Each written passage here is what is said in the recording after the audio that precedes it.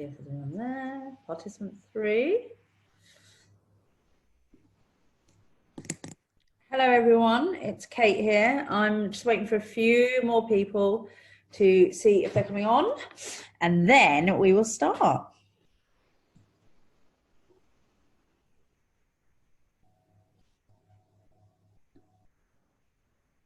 Yeah, it's starting to record. Let's give it a couple more minutes, see if we get any more people coming on. We've got quite a few. Bro. They've all come to you, babes, that's what it is. What a wild following. Been rallying the troops. Yeah, well done you. Oh dear. Right. Let's give it another minute and then we'll go. So Kate, you were just telling me that you've got a really good afternoon planned with a big chicken in the oven. It's a date with you and your chicken. Not a euphemism, Tamson. I mean, who doesn't have that on a Friday? I know. I've been out to buy flowers, get a roast chicken and a bottle of red wine. I mean, what a lovely afternoon.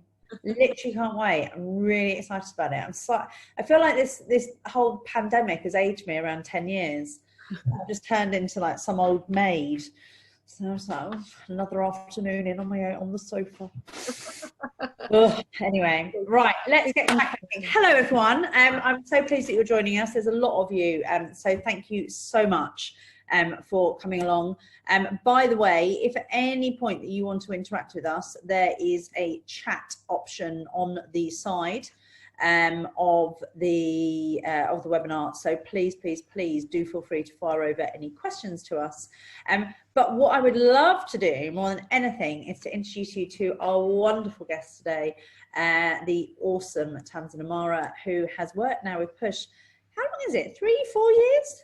It's about 3, I think, coming up to, thereabouts. This morning, I still remember when we first met, having been introduced through Lou and Hannah, and I can remember even thinking even then that there was a really powerful opportunity in us working together. But let me talk a little bit more about who Tamson is, if you haven't met her already. So, I mean, what a difference in terms of kind of the life that you started in. And so Tamson basically started her leadership career really early, being a deputy head of school at 28. I mean, I must say, I remember teachers being a lot older than that when I was at school. I mean, that's just incredible. And it was a school for excluded young people, and the school was facing closure, but because of her unbelievable skill, ambition and drive, the school was not only removed from special measures, but to receiving a good from Ofsted, which is unbelievably, what an achievement. However, by her own admission, on a bad day, she would still lack confidence, feel overwhelmed and unmotivated. So she set out to find new ways of working in a much more sustainable way, but still achieving that organisational success. And I suppose for me, that's really kind of understanding what's at the heart of great leadership. And along the way, she met the incredible Professor Stephen Peters, who I'm sure many of you have heard of, who is the author of the incredible mind management model, the Chimp Paradox, which we'll talk a lot more about later, and was invited to join his consultancy in psychological skills. And I know that you went around the country at that point, obviously being a senior practitioner for Steve. And I think you were, if I'm correct, you were very focused within the education sector, is that right? Education sector, and then specialised within leadership because I was doing a master's at the time. So then there was some crossover with leadership across all directorates. So, kind of health, education, corporate and sport. And it's that which you do now, right? So the leadership is obviously the area that you completely specialised in and is the area of focus for your company, Amara Life.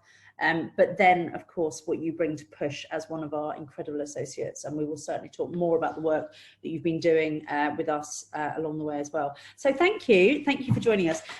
So to kick off, I would love to talk about you a little bit. I'd love to hear a little bit more about kind of what leader you were, and consequently, therefore, what made you want to understand more about leadership. I imagine you were a rather wonderful leader, actually, Tamson.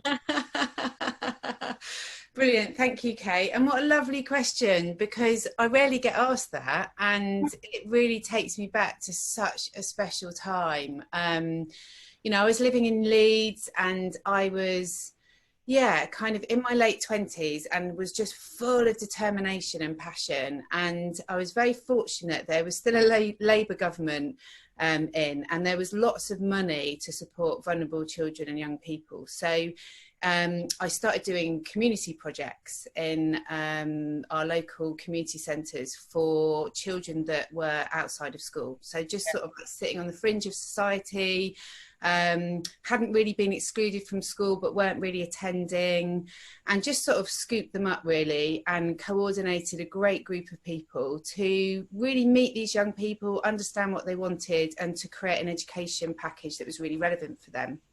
So it spread like wildfire, because as soon as you know, the city kind of recognised that there were these hubs of activity going on that were really successful with their most vulnerable people.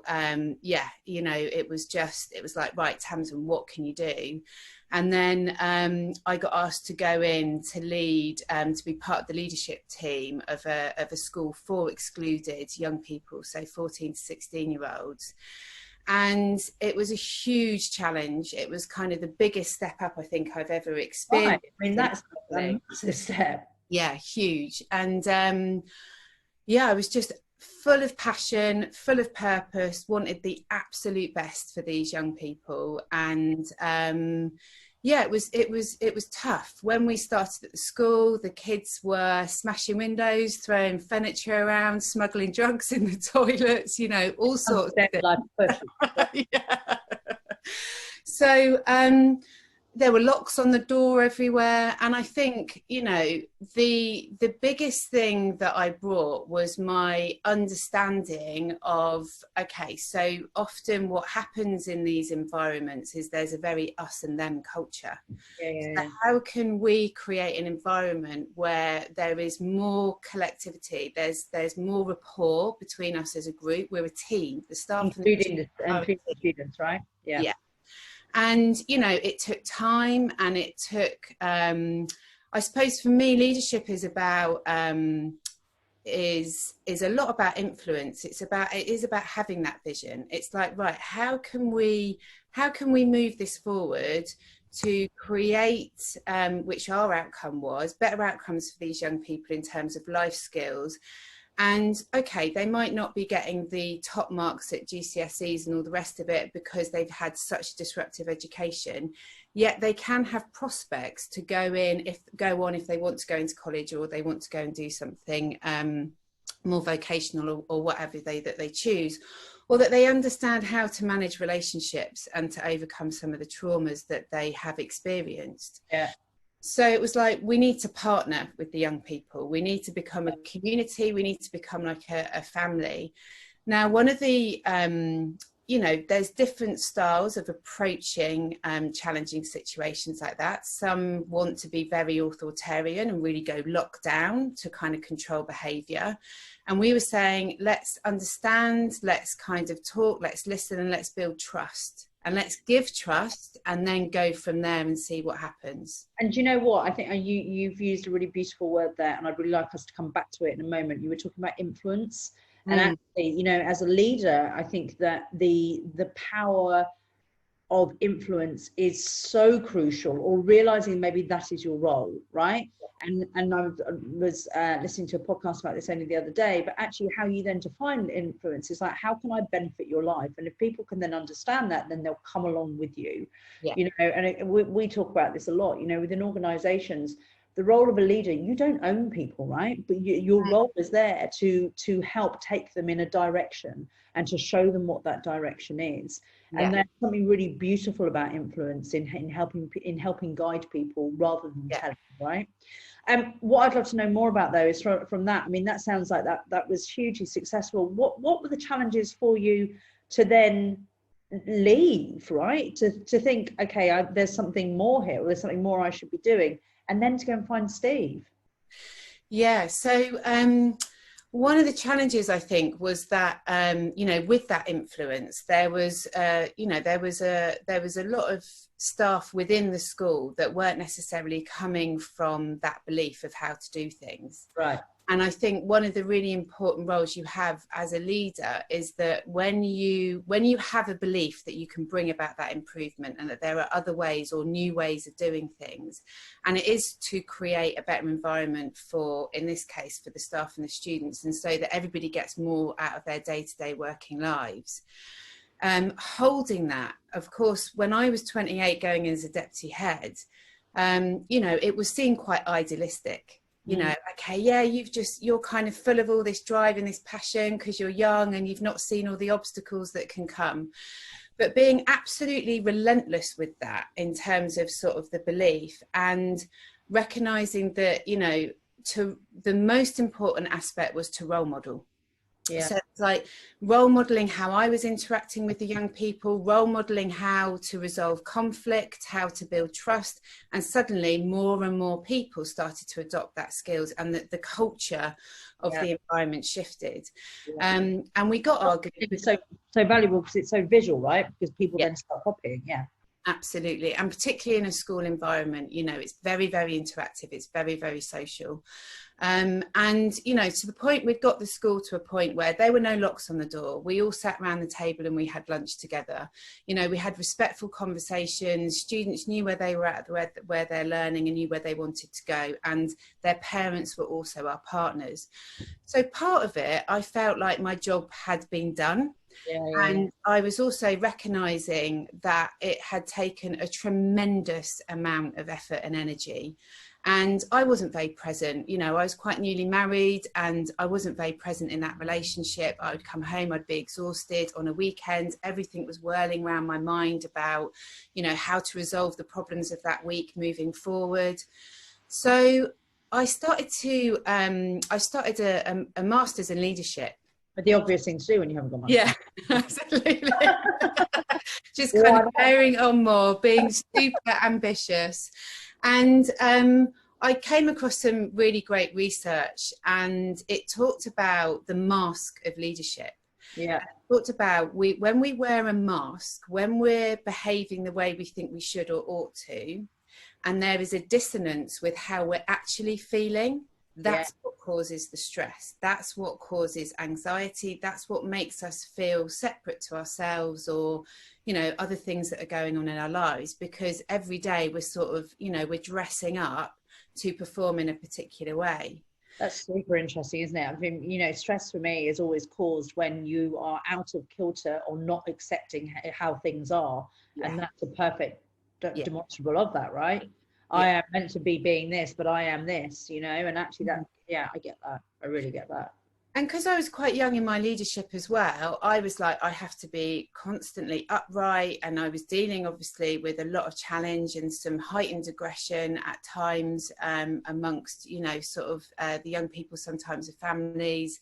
And it was like, I have to keep this really, really robust sort of outer shell. And inside, as you talked about in the introduction, there were days where I just didn't feel like that. And I therefore started to experience more stress and anxiety and became more curious about what I was studying.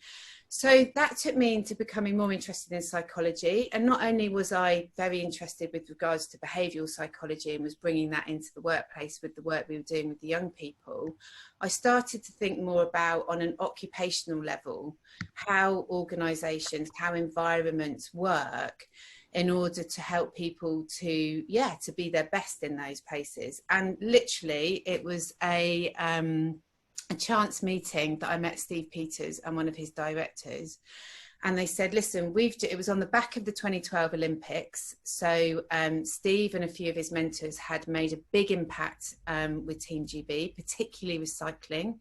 So Chris Hoy attributes his gold medals to Steve.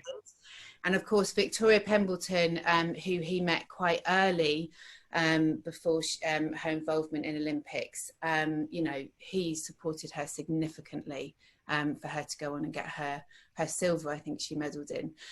So on the back of 2012 Olympics, there was all this, okay, people didn't really talk about sports psychs. It was a bit like kind of hidden. If you had a sports psych, you didn't really talk about it. And I think Steve has done an amazing job to change the profile of psychology, not only in sport, but also with other groups in society, and particularly men. Because a lot of, because of his involvement with sports, a lot of men naturally became involved with his work, and he did amazing work with Ronnie O'Sullivan. He helped Ronnie to come out of retirement and then smash it at the Masters. And so, you know, Steve did a great job at basically bringing people into, okay, let's understand the complexity of our mind in a really, really simple, playful way. And then he created the chimp model. And do you know what, Tamson, I've got to be honest with you, you know, that is one thing that shines through every single time for me. Whenever you deliver work for us at companies, the beauty of the chimp model for me is not only exactly as you said about how it kind of breaks down that complexity, makes it really simple and straightforward, but the beauty of it as well is that it puts these terms into the common vernacular within offices, right? And all of a sudden individuals can then use that vernacular with each other and start providing insights for each other and giving feedback without it feeling like criticism. You know, your chimp is out, or, you know, you really need to be a bit more human in this situation. That it suddenly makes it a really easy and comfortable thing to talk about, rather than it being so challenging. Absolutely. It depersonalizes, you know, depersonalizes. That's the word I was looking for. Yeah. So, yeah, so I jumped at the chance to work with Steve and to kind of expand my training and in psychology. And I worked with Steve for 4 years and was trained in the model and how to apply the model, working with leaders and teams.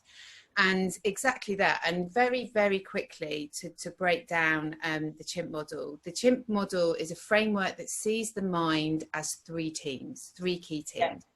We've got the chimp that represents the amygdala, which is at the center of our mind. And this is home to our fight, flight and freeze instincts. And it's our emotional core. So it's not that just all our emotions are coming from this part of the mind, it's all of our emotional processing. So if I regularly speak to you, Cate, and you're chirpy and happy and on beat, and then I speak to you the next day and your energy is quite low and I'm not sure, you don't sound that great, my chimp might automatically jump up and think, what have I done wrong? Yeah. Well, and this happened this week, right? We know my energy is really low, like, are you okay? But, you know, we know each other well enough to have those conversations rather than let it lie. Yeah, definitely. Whereas, and what that's doing by checking in is preventing my chimp from going catastrophic, thinking, oh, right, what have I done? Have I done this? Have I done that? Has something not gone right? So our chimps can take us into catastrophic, paranoid thinking, overthink things. And the reason that it's doing that is it's constantly scanning for danger. So it's there to smile of awareness. Yeah. Yeah. And it can be very draining and exhausting, because once our thinking gets stuck in that part of the mind, there are ways that we can alleviate that and we can start to shift the blood flow. Because effectively, these teams, starting with the chimp that I've been talking about, are fighting for our blood flow as it travels through our mind. Yeah. You know, and often how we're thinking depends on where the blood flow is pulsing most in our brain at that moment. Interesting. And then the other 2 parts, so you have the chimp, the human, and the computer. Yeah, so the human is our prefrontal cortex at the front of our minds. And this is like our executive, clear thinking, bigger picture. It deals in facts and truths. It wants to understand what's going on for the person in front of them and other people. Whereas the chimp is very much about its own agenda and is very stuck in what's going on for me right now and ruminating that. Yeah. And then you've got the computer, which is the third part of the machine, or the mind, as we think of it, and that's the hippocampus at the back. So that's all our programmed feelings, thoughts, behaviors, what we believe about ourselves, what we believe about other people, what we believe about the world around us. Yeah. So I'll just give you a really simple analogy to describe how those 3 parts of the mind can interchange and react in a moment. Mm-hmm. So if I have a belief about myself that I'm not very good at numbers, and you know, and that's in my computer, when somebody asks me to do a data task, before all of the information will always come into my chimp. Why? Because that's my fight, flight and freeze mechanism, and it's got to decide whether what I'm seeing or hearing is a threat. Now, what it does before it reacts is it very quickly checks the computer to say, what do I know anything about how to deal with this situation? Yeah. Now, if there's a belief in there that says, I'm not very good at numbers, my chimp hears that in response to this data task, and I go into freeze. Oh my gosh, I don't know. Oh, I'm not very good at numbers. I'm going to, you know, make a hash of this. And then the blood flow stays with the chimp. Yeah. If there's a belief in the computer that says, I'm learning to get better at numbers, I can deal with this. Yeah. The chimp hears that and it soothes the chimp. Yeah. And then the chimp gives up the blood flow to go into the prefrontal cortex at the front of our mind, which is the human. And of course, when we're in our human thinking, we can pretty much get through any task that's put in front of us, or we're going to go and seek some help in order to get it done. So a lot of the work that I'm doing is helping people to, first of all, understand, as a coach, I'm helping people to understand themselves, where their kind of chimp is triggered, how their chimp gets hold of that blood flow, how to soothe that part, how to work and process that part, so the blood flow can go to the human, which is where our most executive thinking happens. So in that instance then, are we saying that actually one of the most powerful things, and not only as an individual, but I would argue as a leader, one of the most powerful things that you can do is understand self and understand how self is different to others? Absolutely. And the connectivity of that as well.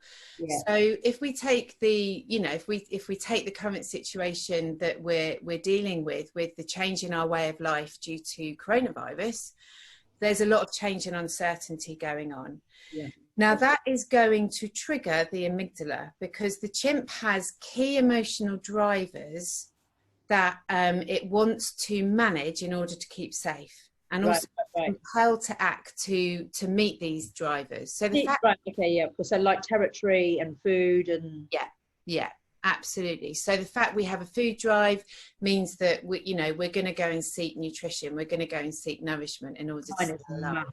Yeah, absolutely. Hence getting sold the big chicken on Borough Market. So that was my sex drive, actually. Yeah. To explain very quickly, I got upsold by a very hot butcher. Had nothing to do with it. So we know that that's another drive that's quite high for you. Brilliant, Cate. So one of the other drives that we've got, which are high, which can be high, because our chimps are all unique, like we're all unique. So if we've got a high security drive, we are more likely, our emotional landscape is more likely to find change difficult. Right. There's some people that are just and some leaders that are just finding this a complete breeze right now. Yeah. It's most likely that their chimp has a very low security drive. Right. Okay. I get that. Their need to feel safe is less than somebody with a high security drive. So Tamson, I want to talk a bit about conscious leadership, right? And would you say then, so for me, when I talk about conscious leadership, for me, it's about awareness of self and how I interact with others, and having a more empathetic, being more empathetic to others as well. Do you define it in the same way?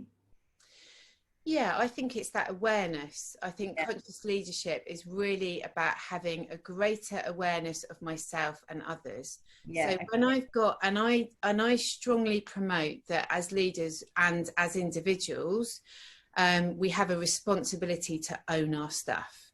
Yeah. And I think most people can probably remember a time where they either worked for a boss or they worked in an organization where the boss was kind of throwing their insecurities around the place, kind of behaving from that place, creating a lot of fear and dynamics where there was infighting, trust and rapport was low. And, what that indicates is that perhaps the leader isn't in a great place. Right. And therefore isn't setting the best environment for people to manage themselves well as well. So they're creating chaos, right? Because it's not dissimilar to the chaos in their mind, I'd imagine. Absolutely, yeah. And that's what they're sort of transmitting. Yeah. So the leaders that want to go on that journey, as well as understanding their leadership, they're also discovering a lot about themselves, and they're recognizing, okay, so And particularly at the moment, we're experiencing a real wave of emotion. So it's like highs and lows. We're going into depths of fear and panic, and then we're going to kind of optimism and renewal and excitement. Yeah. Some of us are getting space. Some of us are getting new opportunities. So the work I do with leaders is really encourage that concept of self, to understand yourself really well. Yeah. And also to process the challenge of change and uncertainty, and to process setbacks and disappointments and concerns it may have. Because when we have the skills to do that really well, we can show up for other people, more likely to be in our human part of our mind, which is better able to see and understand the person in front of us, so that we can guide, we can coach, we can make sure that we're communicating clearly so that they can perform at their best. Because I think this is really interesting, right? Because I think what we're saying as a leader is that no one is infallible, right? And in particular, throughout times like this, no one is going to be perfect, right? No one is going to be consistently one thing. But I think that comparatively, I think the one thing that we can do is provide a consistency of being aware, of being conscious, you know. And just to give you an example of that, you know, this week, for a number of different reasons, it's been a real challenge for me. But I've kind of put my team, I've been very honest, I've been as honest as I can be with the team about it, and certainly I'm really honest with the team, you know, be really, really honest with the team, and almost kind of like put them in a holding pattern of kind of saying, look, I know that it how it is right now, but bear with me. And there's something in that, isn't there? There's something in that consistency that I think provides the certainty within times of uncertainty. Absolutely. So I think, you know, there's a lot in that, if I can kind of start to unpick it, and how I would, you know, how I've been working with the leaders that I work with, and from what I understand is a great way to approach change and uncertainty. Yeah. And let's be real, you know, we're dealing with a big dose of change and uncertainty right now, yet change and uncertainty is a constant movement happening within organisation life, our lives, professional lives, and so on.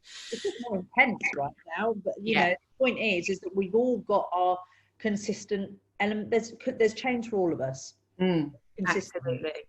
And I think what's interesting, and you know, perhaps with you know, leaders and companies that you've been checking in with, and likewise you know, the clients I've been checking in with, people are having a different experience. Teams are having a different experience. Every single person is. Yeah. And for some of the leaders that I'm working with, you know, their experience that actually rapport and trust is going up.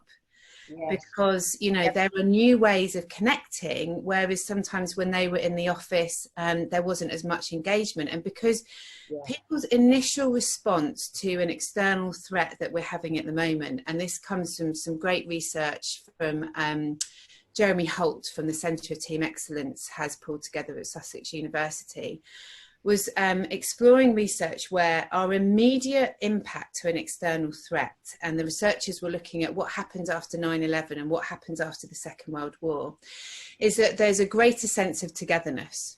Yeah, because it's almost uniting in the fear of in the face of an enemy, right? Absolutely, because that's our threat. Our threat has been a threat to togetherness and being together. So, you know, our response to that is, right, let's keep connectivity going. Yeah. So some of my leaders have been saying, we've had more engagement at meetings. We've had, you know, more engagement at some of the sort of social stuff that we've been trying to do online. And actually, as a leader, I've been invited into more spaces, which has been really good. And I think that will continue when we get back into the office. Yeah. For other leaders that I've observed, and we've explored dynamics in the webinars that we've been doing at Push, where they've had maybe more of an authoritarian approach, because that's the culture that they might be working in, they found it difficult. And the questions that they're asking is, you know, I haven't got tabs on people. I don't know what they're doing. Yeah. And I've got to be honest with you, I have certainly heard that. And I think that, you know, it's really interesting that for some of the more unscrupulous leaders, for a better way of putting it, these times have been incredibly challenging. And, you know, whilst the beauty of this situation, and I do say that in inverted commas, you know, has been that we have leapfrogged so many challenges of helping people work from home. You know, it has been the greatest work from home experiment ever known. The challenge is that for many, the behaviors haven't necessarily come with it, and therefore it's proven more of a challenge than before. So so with that in mind, you know, and there's lots of stuff that I know that we could be doing around the behavior space, but if we were saying that trust and rapport was one big area, are there any kind of like tools that you could be sharing with people to help them make this an easier experience? Absolutely. So my sense with trust and rapport is that the greatest builder of trust and rapport is continuity. So if we think about our personal friendships or relationships, our levels of trust increase in those relationships with the greater consistency and continuity that those relationships have. Right. So if I know that I have shared certain information with that friend, and I know that that information stays in the locker, my trust will only grow and grow and grow with that friend. Yeah. Similarly, if I kind of speak to somebody and they're consistent with me, you know, my trust that they're willing to listen to me or let me know if they can't increases. So I start to feel safe in these relationships. Yeah. And it's the same with leadership. So the teams who, you know, have a greater consistency with how they're already interacting will be experiencing high trust and rapport right now, because there's a continuity from the past that's in the present, which will be taking us into the future.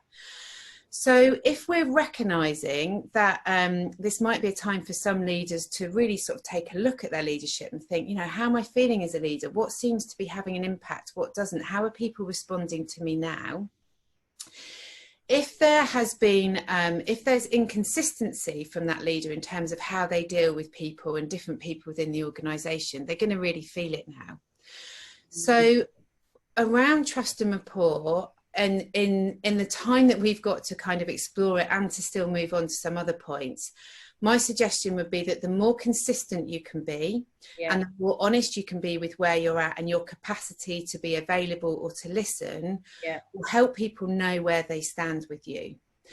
So if every time, so if I know, even if as a leader they're not at their best, they can actually be like, do you know what, I'm actually going through my own process right now, and I might not have all my T's crossed and my I's dotted, bear with me, a little bit like you've talked about with Push this week.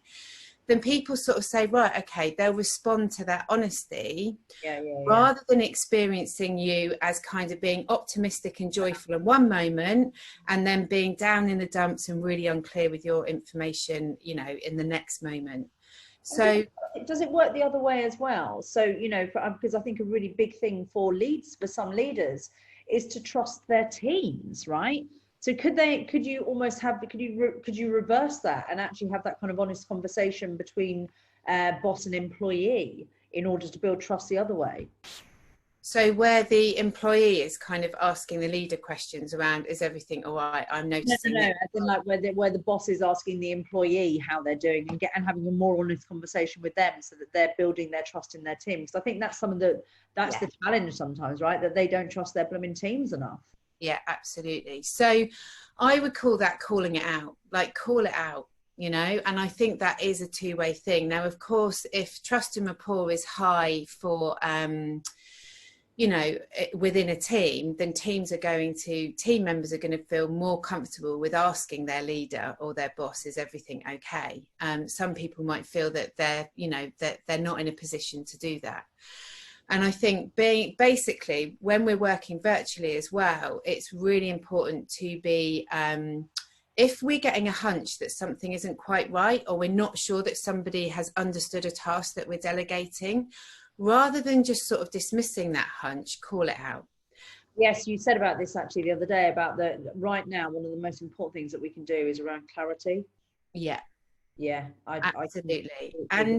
And actually what we also know from some of the research that's come out about virtual working is that the effectiveness of decision making isn't as good in virtual meetings as it is face to face. Often because when we're virtually working, there's not so much informal conversations that are going on around a meeting space, where we're like checking in with people. What do you think about this? Oh, we're going to go and discuss this later. How are you feeling about it?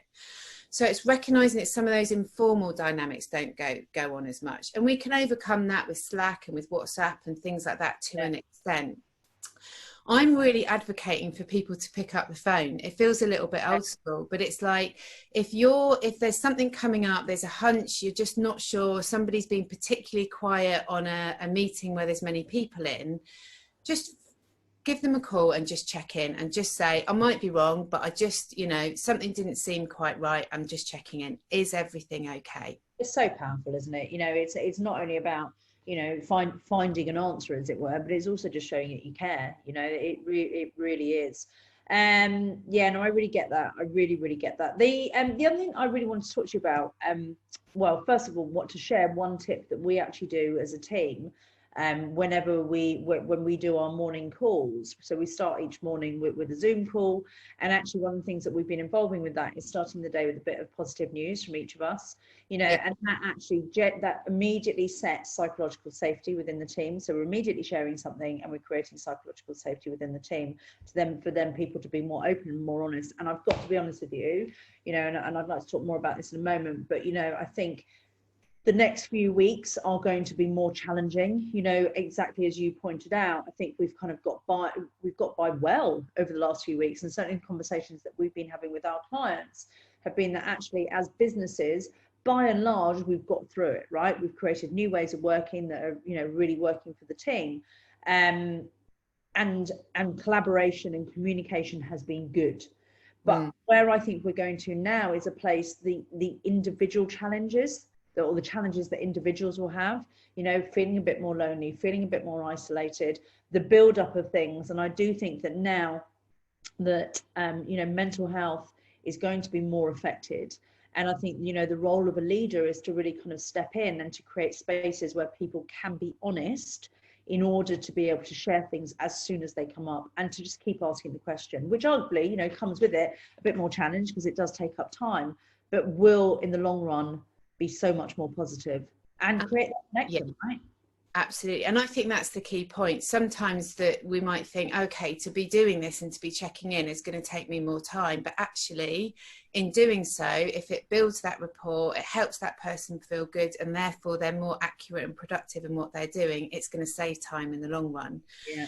And if you feel that as a leader that you might not be the person and you can't get round everybody, then you can certainly delegate that and be skillful about, let's create a little bit of a buddy system, even where people are checking in on each other, just to know that people are asking those questions about, is everything okay? And that's an important thing.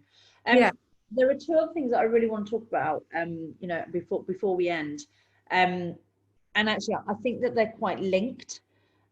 So the first one is around the red thread, which I know that you talk a huge amount about, and I think it will hopefully lean on quite neatly to the next bit that I'd like to talk around identity of teams. Could we chat first of all about the red thread, because I think that this is a really powerful tool for leaders to really kind of help get them clear on what is important now. So would you mind explaining that? Yeah, absolutely. And I love this one. And this is, it's a concept that goes down really, really well in the leadership programs that we offer. Yeah. So your red thread is being really, really clear on your purpose right now. So the analogy that I use is if a team's purpose is to build the world's fastest boat. Yeah. Okay. And that's the red thread. The red thread question is, will this decision or action make the boat go faster? Yeah. So if we're thinking about a sales team at the moment, and, for a sales team, they might not be kind of pushing sales or new campaigns onto their clients because of recognizing that, things are changing at the moment and people are needing space. They're not spending as much and so on. So the skill of the leader is to be able to very quickly repurpose when change and uncertainty is going on, to help people to be really clear on what the purpose is right now. So if the purpose has gone from kind of campaigns to actually maintaining relationships, This can help where decision making can often get a bit fuzzy around change and uncertainty. And also, what's my role? How do I fit in? What should I be doing? Where should I be putting my energy? When we're clear on our red thread question, we can say to ourselves, is this decision or action going to help to maintain relationships with my with my with my clients? So being really, really clear on what that red thread is. So what is the purpose? Sharing that with the team, right? Absolutely. And actually, that's super interesting, because, you know, another thing actually that I really want to reference as well is that, you know, a lot of the time we talk about outcome, right? We talk about outcome as the thing that we're aiming for. I think now more than ever, and I know this is something you talk about as well, and it's always important, but I think now more than ever it's important that rather than just focusing on outcome, actually we focus on process, right? The importance of process, because that's the thing, removing those success metrics from a budget, from a target, whatever it might be, to are we living our values every single day? Are we living our purpose every single day? We move those success metrics and it becomes something that we can own much more when controlled it, when we're in a situation of no control, right? Absolutely. So when we know that we can't control the outcome, so whether that's revenue right now, whether it's kind of engagement and so on, what we can do, and this is relevant in any situation, is to make sure, okay, so we've got what we want to happen, or we've got the target or the goal, but what we can do is focus on the steps to get there. So in a team that I was working with, where they'd actually experienced a dip in profit, and everybody had this big target, this big financial target over them. And I was working with the leadership team to start to think about things differently, and said, okay, so what do you know contributes to that big target happening? And what we know is that it's quality collaboration with my colleagues, it's quality content and quality engagement with clients. Yeah. Okay, so allow that to be the focus of the team, because if they do those things really well, you know that it's going to lead on to that outcome. So it's less stress inducing, because those three effort-based qualities are actually under everybody's control. They've got the skill set to do it, they're in the right place to do it, that's their role to do it. Yeah. So the invitation really here is that if there's anything that you want to happen, or you have got these targets and these goals and we've got this uncertainty going on, be really, really clear about the effort-based statements that are going to help people to get there, and make that the definition of success. I really get that. And I think, you know, for us at Push, relating it to this situation, you know, our values are so important to us, so passionate, bold and human, you know, and I know that if we continue living those values, living and breathing those values and delivering them, then that for me is how we're measuring our success, right? In particular, throughout these times of challenge, we have to come back to who we are and what we're known for. Yeah. And go on, sorry. Yeah, and when I think about, you know, Push and helping businesses to become more human, it's like that's the red thread question in a way. Is this decision or this action or, you know, this campaign or this intervention that we're doing, this offering, is this helping businesses to become more human? Yeah. And just being really with that and allowing that to kind of, you know, sort of guide work activity and so on. Yeah. There's something I want to say about messaging. And often, you know, naturally in times of crisis, change and uncertainty, people are going to be looking to leaders for answers. And sometimes that can be quite demanding and stressful for leaders, because they might be thinking, oh my gosh, I've got to come up with everything. And if we go back to the chimp model, that might be a belief that they've got in their computer that as a leader, I ought to know everything. Yeah. So in the face of not knowing everything, my chimp's going to really start acting out, and I'm going to be flooded with kind of anxiety, maybe fear of judgment and so on. So what we recognise is that, and you know, a lot of leaders have this belief, it's okay to not know everything. And that's a really, really powerful belief to have, because it settles the chimp and it allows you to go into clear thinking. Now, whatever we think about the government at the moment, the example of the messaging that has come out of the government, I sense and feel, has been very, very effective, because what they haven't told us is about any long-term certainty or an outcome or what's going to happen. But they've given us a very, very strong message about the holding position of right now. And it is incredibly clear. Stay home, protect the NHS, save lives. Yeah. A very clear direction, and they're telling us why: to protect the NHS and to save lives. And from talking to, say, the teenagers on my street to my 96-year-old grandma, everybody's very clear on why we've got to be staying home and why lockdown's happening: to protect the NHS. Now, they've not resolved our thoughts and our feelings about the future, but they have helped to settle our chimps right now, that we know with what we've got to do with now. So interesting, isn't it? You know, for all of our moaning about the government and what they are and aren't doing, you're so right. That actually, that is one thing that they've actually done really well in terms of that really clear directive. Yeah. And as leaders, we don't necessarily need to know the answers, but it's about having that clarity and consistency in terms of what that communication is. Yeah, I get it. And what to direct people with right now. And just lastly on the messaging is that, you know, I feel that as leaders we have a responsibility to be optimistic and to be hopeful about the future, and to, you know, with that piece of work that we do around ourselves, and to really recognise, because often in our teams they want to know how they fit in, how the change is going to impact on them, and so on.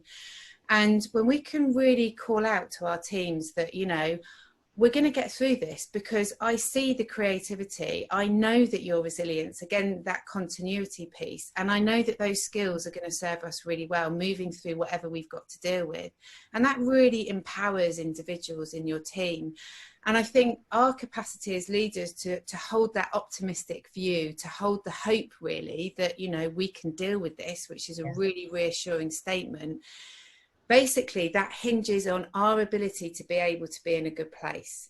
And it comes back to the responsibility we've got there. So true. We've got a real responsibility to ourselves as much as our team, right? Absolutely. And one of the things we love as leaders is strategic, clear thinking, being able to see, you know, the bigger picture.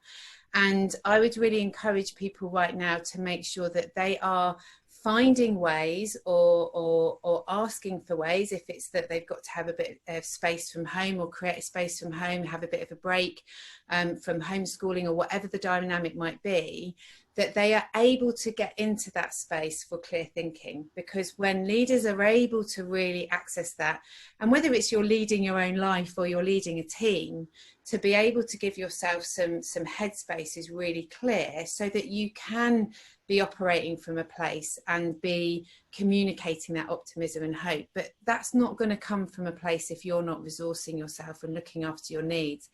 And of course, understanding what they need is one of the really helpful insights that the chimp model gives. Really interesting, actually. And I think for me, you know, honestly, even my dog is sick of the amount that I'm walking.